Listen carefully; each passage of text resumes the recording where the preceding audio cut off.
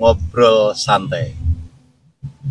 Kawan, saudara-saudara, sedulur, pasca putusan MK terjadilah satu ancaman gerakan pemakzulan terhadap Jokowi. Presiden ya.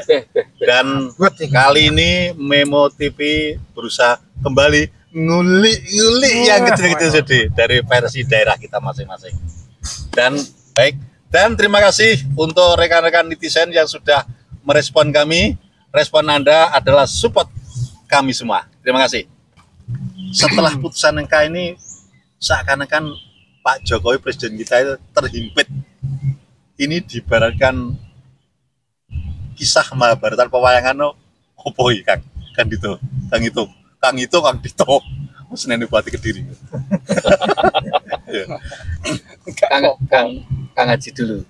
Artinya begini, kalau saya ya mohon maaf. Ancaman pemakzulan. Apa yang kita sampaikan di sini sebenarnya bersifat hipotesa. Oh ya. Jadi masih perlu diuji kebenarannya. Akan tetapi kita hanya sebagai masyarakat yang paling bawah ya. Artinya grassroots gitu. Kalau boleh yang ekstrim kita bisa dikatakan masyarakat yang proletar. Apa wih? Proletar. Orang bawah ya. Orang bawah sekali, tidak punya kekuatan apa-apa, tapi kita merasakan dampaknya. Nah, dampak setelah ketika pencalonan siapa? Anaknya Pak Presiden ini siapa? Gibran. Mas Gibran. Itu dampaknya luar biasa. Ini kalau menurut saya itu begini. Ini dampak dari sakit yang tidak kunjung sembuh, sakitnya Bapak Luhut Binsar Panjaitan. Lah kok melayu Pak Kono? Ini menurut aku loh. Ben gacor. Sebenarnya presiden Indonesia sebenarnya bukan Jokowi, tapi Pak Luhut. Loh, ini menurut saya loh. Sekarang ya menurut di apa namanya, di kabinet itu hampir sepertiga kekuatan di parlemen, bukan di parlemen, di kabinet itu adalah kekuatan Pak Luhut. Oh iya. Iya. Nah, ketika Pak Luhut ini sakit, ini kan sudah mulai muncul gejolak-gejolak.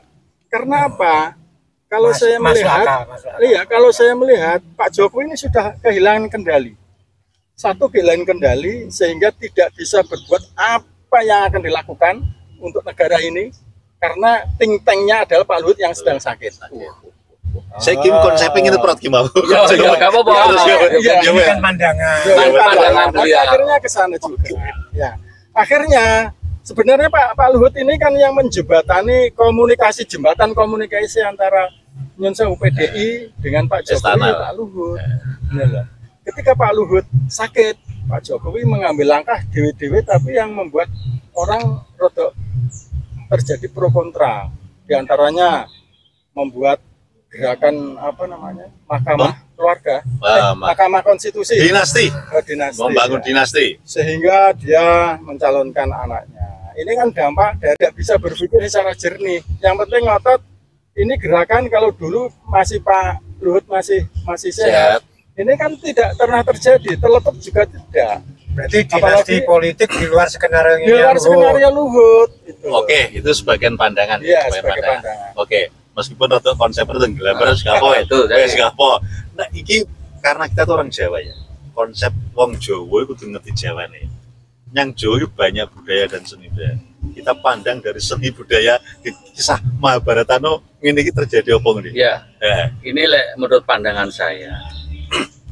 Kisahnya Pak Jokowi ini kalau diibaratkan beliau ini akan berperan sebagai Adipati Karno. Raja Angga itu ya? Ya, Adipati Karno. Ini dalam cerita Mahabharata. Nah, ini perlu cerita ini. Berarti cerita apa? Gambarmu kaos lu wayang. Enggak lho, Mas. Cinta lho. Wah, ya kira Mayana. Berarti Kangdul gawe gambar wayang iki enek. Pas. Dalam secuil kisah Mahabharata ini dikisahkan Pandawa dan Kurawa itu harus salah satu harus kalah. Harus perang. Harus perang. Lah, di Kurawa, pihak Kurawa ada yang namanya Adipati Karno ya. Jadi lakonnya adalah Karno Tanding. Kunti dan Kresna tahu bahwa Adipati Karno itu tidak ada yang bisa mengalahkan, saking saktinya. Karena konon ceritanya keturunan Dewa Surya. Dewa Surya. Jadi tidak ada yang bisa mengalah. Jadi anaknya matahari. Matahari. Ya. Iki budayawan Kediri ternyata di sini berarti. Oh, iya. Ini kan asli iki. Asli iki. Sing ngaku budayawan. Ini akhirnya menyimpang. Ini menceritakan kisahnya Pak Jokowi dan kisahnya Mahabharata. Ya. Pas berarti. Akhirnya Kunti sang ibunda Karno ditemani Kresna merayu Karno. Le ayo mulih nyang Pandowo, bantu Pandowo. Nah, karena Karno itu punya prinsip kebenaran, keadilan dan kesetiaan, dia menolak dengan halus. Boten Ibu, tidak Ya, Ibu. tetap setia dengan Saya Duryudana ya? akan tetap di Kurawa, akan membela Duryudana Sampai mati. sampai mati. Nah, ini ya. Akhirnya karena itu berpikiran Pandawa harus tetap ada dan selamat. Berisinya karena saya tidak perlu ke Pandawa. Saya akan tetap di Kurawa karena saya sejak kecil matiku, makanku semuanya di Kurawa. Kebenaran keadilan milik Pandawa, saya tahu. Karno ini. Tapi saya harus setia dengan tempat di mana saya berada. Kesetiaan itu saat ini diaplikasikan saat ini ya, yang euforia masalah pilpres dan lainnya nih. Apakah ada kaitannya ya kira-kira Karno ini kayak sopo, terus Duryudana kayak sopo, kemudian siapa dengan seperti siapa? Apakah Kira-kira apa yang diambil Pak Jokowi itu apakah seperti Adipati Adipati Karno? Karno. Karena Pak Jokowi itu Berangkatnya dulu berangkatnya dari Solo itu kan Jadi tukang kayu ya. banyak sedikitnya adalah dari Pak Prabowo. oleh Apakah itu? Hmm. Terus Berarti akhirnya saya harus setia dengan. Lah tapi di ujung, ini, di ujung kalau Karno kan waktu itu memang dia hidup di Kurawa, makan hidupnya di Kurawa. Masa Pak Jokowi punya hutang budi karo Pak Prabowo? loh jelas wi, jelas. Begini, Cek, Kang Iya. Support dananya kan dari keluarga Prabowo. Loh. Hasim ya, Bang Hasim, Joyo Hadi. Nah, waktu itu. Iya. Ketika dia Masa tuh akal. berangkat ke ya Iya. Tujuannya Nah, ini Budaya kembali lagi. Kalau Pak Jokowi itu bertindak sebagai Adipati Karna, dia merelakan jiwa raganya untuk kebenaran, keadilan dan kesetiaan. Kesetiaan dengan Prabowo apakah mungkin Pak Jokowi? Apa yang menjadi nek wong Jawa bro, balas budi itu perlu, dan itu sudah menjadi budaya tersendiri. Wong Jawa mesti balas budi. Nah, rambut, kudu diramut balas. iya, contohnya di ujung di injury time ini, Pak Jokowi di injury time kekuasaannya ini, kembali lagi ingat dengan sopon singgowo, itu wajar. Jadi nek Karno setia terhadap Duryudana itu wajar. Ingat loh ya, Duryudana sampai mati rong bisa diangkat jadi ratu. Terus saiki Raja, konteks isu pemakzulan niku piye iki? Banyak hal karena Pak Jokowi ini sudah di intern dulu ya, di intern PD-nya dulu sudah ada sinyal bahwa akan terjadi apa yang di angket Pak itu ya? Masinton. Masinton itu Iya, iya. kan pemakzulan ini itu di Upaya ya, upaya. di ekstern dulu ya. Eksternalnya banyak juga uji materi yang terkait dengan putusan MK yang kemarin tuh dinyatakan kayak cacat hukum, yang cacat konstitusi. kemarin kita sudah mengatakan bahwa keputusan MK tidak bisa diganggu gugat. Gitu. Tapi bila mana ada Novum. gugatan baru Nah. itu bisa di. Nah ini hubungannya dengan kesetiaannya Pak Jokowi dan Prabowo terus akhirnya apa ini? Artinya begini, kalau saya memahami Jokowi ini ada yang mengatakan Jokowi ini tidak punya unggah-ungguh Dulu. Iya. Artinya lambi mah hati-hati ya. Presiden bukan hati-hati lah begini. Presiden bukan justru ya, tapi karena ya. presiden ini saya katakan seperti itu. Karena apa? Gaji ini presiden termasuk sembayar apa dewe, Bro? Oh, iya, Saya no. balik ngono ya. Bisa, kecuali lah aku menyebut nama itu tidak boleh. Nah, begini, ada yang mengatakan Pak Presiden ini, ya aku ngomong Pak Jokowi itu ketika dia itu sekarang tuh ngotot untuk berlawanan dengan PDIP, itu dianggap lupa dengan sangkan paraning dumadi. Kacang budaya, kacang lupa. Boleh. Ya. Karena apapun bentuknya, dulu itu yang yang membawa dia menjadi presiden itu kan PDI, bukan. Jadi awal ketika jadi awal pemakzulan dari situ. Ya. Wali kota ke gubernur. Wali kota ke gubernur itu yang memang yang membawa itu Pak Prabowo.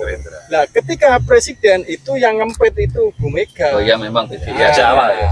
Sehingga mereka ini yang dihitung orang-orang itu dia itu sudah lali Jokowi ini. Lali sangkan paraning konggone Solo, konggone anu dadi presiden ini dia lupa. Makanya diarani seperti itu. Makanya dia menggunakan jurus pendekar mabuk ya tapi sampai dinasti ini tetap langgeng ya toh.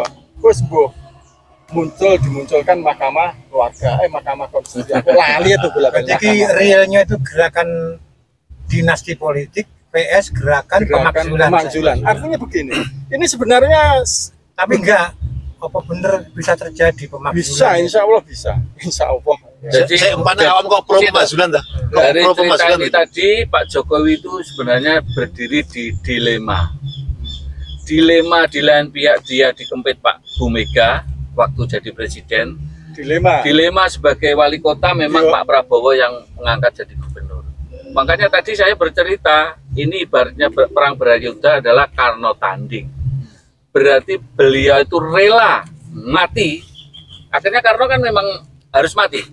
Rela mati untuk keutuhan PDIP dan Pak Prabowo juga akhirnya. Panggah nilai kebangsaannya luar biasa. Ya. Kebangsaan luar biasa. Ada juga isu ini. Ngelem Pak Jokowi gitu. Iya, kalau Pak Jokowi gini.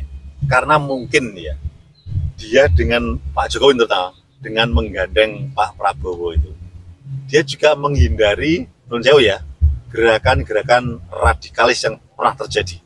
Misalnya kelompok-kelompok HTI, FPI yang sudah terlarang ini. Karena nek kingone Pak Prabowo gak digandeng, kuwi kan konco-konco kabel. Ya pernah. Berarti secara tidak langsung nyatane ngono kok. Secara tidak langsung dirimu menuduh kalau Pak Jokowi tidak dirangkul bisa dirangkul mereka-mereka itu. Ya kemungkinan. Tapi kan awake kan bahaya itu. awake dhewe kan ngobrol ngalor ngidul gak jelas. Artinya Orang ini tuduhan ya. Iya. dan itu bukan enggak apa yang kita rasakan. Awake dhewe contoh ning ngene lho timbangane kayak kopi yang ngrasani. Omongane ngalor ngidul. Iya. Gerakan memang ada. Ben anu ji kayaknya wong menghindari orang komentar sing Gak artinya kok samarku khawatir. Jadi nek kene menghindari tagihan. Gimana ngasok ya?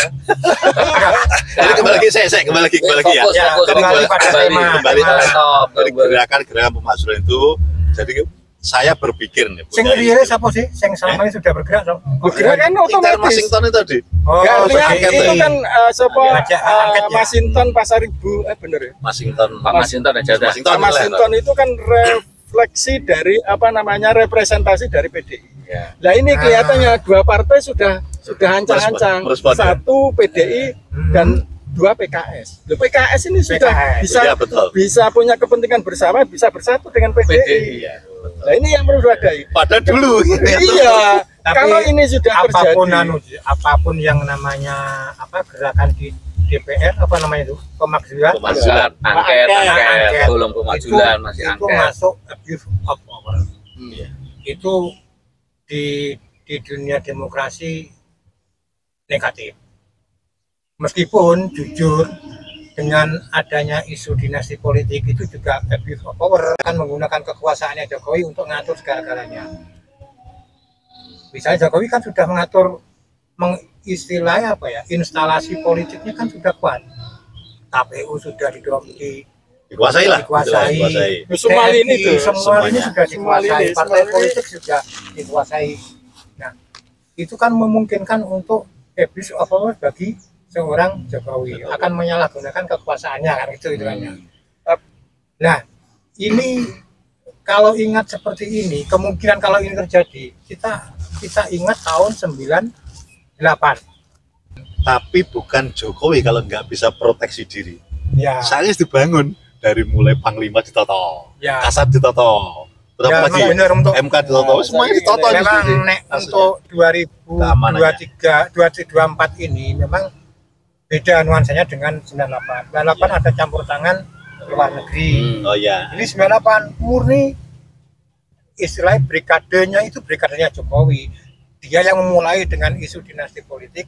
Seharusnya kalau demokrasi berjalan lancar tanpa ada abuse of power, itu seharusnya Jokowi harus segera mengakhiri dengan cara apa? Melepas simbol-simbol instalasi politik yang dia bangun, misalnya TNI, dia harus dilepas fungsi TNI sebagai apa? Nggak perlu digait-gait ke politik. Oh. KPI ya biasa sendiri, dia netral. Nah, Jokowi meskipun ini Gibran sudah mendaftar, kan nggak mungkin ditarik balik kan nggak mungkin. Ya biar aja, biar berjalan, tapi Jokowi tidak perlu intervensi dan istilahnya apa ya? Cawe-cawe lah. Cawe-cawe Bahasa saya ini. terhadap calon tertentu. Nek cawe-cawe kelingan anu, Pak. Kelingan apa? Apa yang disampaikan Pak Jokowi sendiri. Pertama itu awal itu apa jenis ojo ke susu. Cawe-cawe sama ojo ke susu. Ternyata dia sendiri yang saat ini ke susu. Mengorbitkan anaknya. Yang terakhir kemarin di Munas Golkar drama Korea. Nah, ya kan? Berarti Nyinggung PDI. Drama Korea dan sinetron. Padahal dia sendiri yang Pelakunya. Makanya Kang Dul, saya berarti sebelum saya main ngomong drama Korea sinetron, kan aku wis menyebut pewayangan tadi. Iya, Mirip kan simbol-simbolnya. akhirnya. Mirip pewayangan kisah Mahabharata, Bratayuda antara Kurawa dan Pandhawa. saiki nek masyarakat Indonesia enek sing pegel karo Pak Jokowi iki wajar, Pak. Oh, wajar. Jadi Sangat gini, wajar. Anda pelajari di apa ya? Sosial media. Itu dulu kan kalau Jokowi itu mesti orang-orang netizennya kan mesti sip dukung terus, backup Pak Jokowi. Sekarang udah Kritis ya, sekarang kritis. sekarang udah beralih. Saiki jomplang ya. Jomplang semua sudah mengolok-olok. Jadi dulu tingkat kepercayaan masyarakat tuh dengan Jokowi itu 82%. Ya, tingkat kepercayaan ya. betul. Nah, saya kebalik. Oh ya, jangan tuh ya. Kebaliknya tingkat kekecewanya 90%. Itu tercermin di media sosial. Iya, sekarang pengamat politik lokal ini Enggak budayawan Kediri ya. Budayawan Kediri. Iya. Kalau ini kembali, Saya baru tahu ya di Kediri ternyata ada Ini orang ngerti penting budayawan saya. budayawan Kediri partikelir loh. Ya begini. Kalau Lagi saya selesai. Ini kalau saya istilah orang Betawi itu kan apa namanya roman-romannya. Roman-romannya. Jokowi ini meniru model gaya-gaya Presiden Soeharto. Jadi pengen melanggengkan kekuasaannya berapa kali periode. Loh, kalau dia itu mau mengkaca itu, seharusnya wong Pak Harto aja berkuasa 32 tahun bisa ditumbangkan. Ya. Sekarang Jokowi ini masih 9 tahun, 10 orang enak, 9 tahun. Gimana istilah Kang Dul apa? Kesusu. Jadi dia kesusu sehingga dia tuh kesusu pengen melanggengkan kekuasaan dinasti, gitu. Kalau dulu kemarin gagal Jokowi 3 periode, akhirnya sekarang dia memasang si anaknya, memasang si Bobi, memasang lah. Ini kan roman-romannya memang bergaya seperti itu, tapi dia lupa sekuat-kuatnya Soeharto semua pembackup ya toh, termasuk pada waktu itu ABRI itu di belakang komando langsung Soeharto karena dia jenderal penuh. Nah sekarang ini masuk Pak Jokowi, Presiden Jokowi ini bisa mengatur, bisa memerintahkan, bisa TNI, tapi kan dia tidak komandan langsung. Nah, ini bedanya kan seperti itu. Lah kalau ini nanti memang TNI hari ini kan diam. Hari ini diam. Kalau nanti nunggu komando muncul sekali lagi yang namanya isu pemakzulan ini menguat, ini saya yakin TNI akan berada di belakangnya rakyat. Ya. Mungkinkah terjadi people power? Gini, sekarang tadi kan belum terpecahkan kotak Pandora yang menyebutkan bahwa Pak Jokowi itu harus meninggalkan, seperti Adipati Karno ya, meninggalkan Pandowo untuk Kurawa. Sebenarnya rayuan-rayuan yang seperti dilakukan oleh Kunti dan Kresna itu apakah sudah dilakukan oleh Mega misalkan? Ojo rono, tetap oleh PDI, kan sudah ya? Sudah dilakukan, tapi Pak Jokowi kan kekeh, tidak bisa ya itu tadi mungkin cerita Mahabharata Karno tanding itu nanti Pak Jokowi ibarat artinya kalau nanti tapi kekeh itu kan cuma di luar, belum tentu di dalamnya, soalnya politik apapun juga ini kan politik Jokowi itu saat ini itu satu-satunya ya itulah yang namanya apa jenenge dalangnya sutradara, drakor kan sebenarnya dia sutradaranya. Kadung perang nang isor dibanding kok Pak Jokowi sendiri menyebut setelah pemilu ayo bersatu. Kelingan nggak Pak Jokowi dengan kebijakannya selalu belok ke kanan, padahal retengnya kiri. Bilang mak Indonesia, reteng kiri belok kanan. Oke kawan, kayaknya pembicaraan apa nih? Pemilu 2024 kira-kira caos gak dengan kondisi seperti ini? Nah, gila, kisoben aja. Oh, itu lagi nanti kita bahas lagi. Jadi, oke kawan, perbincangan kita sementara sampai di sini dulu. Mungkin next caos-caosan ya. Kita ngomong caos-caosan ya. Caos-caosan. Baik kawan, sampai ketemu pada kesempatan yang lain. Tetap ngobrol santai bersama Memo TV bersama Kang itu. Betul ya. Kang Haji, Kung Teguh. Sampai jumpa.